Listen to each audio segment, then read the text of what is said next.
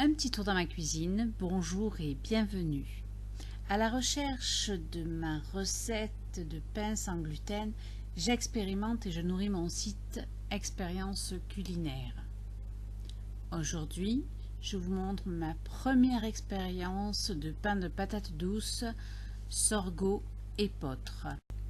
Vous aurez donc besoin de 100 g de patates douces en purée froide, 200 g de farine de sorgho, 50 g de farine de petit épeautre, un œuf entier, 8 g de levure, 40 ml d'huile d'olive, 220 ml d'eau de source ou un peu moins, 10 g de sel en fonction de votre santé et de vos goûts.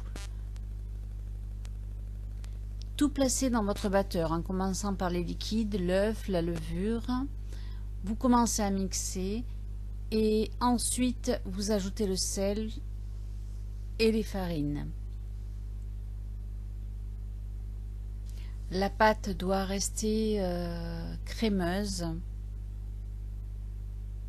pour éviter qu'elle craquelle après. On met de la farine sur une plaque et on va pouvoir travailler un petit peu notre pâte.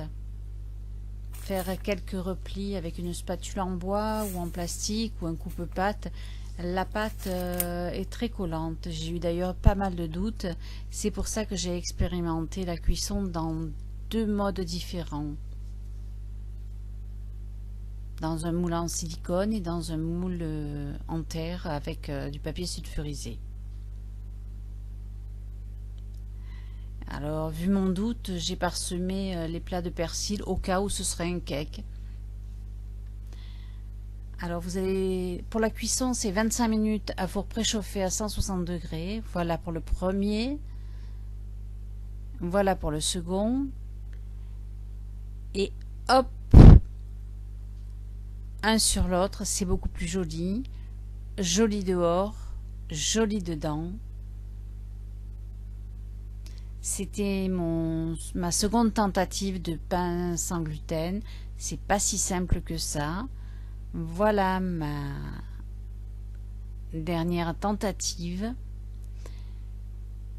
Alors, ce sont d'autres farines, d'autres patates, et on va donc en parler la prochaine fois dans une autre vidéo quand j'aurai trouvé les bonnes doses, les bonnes rations.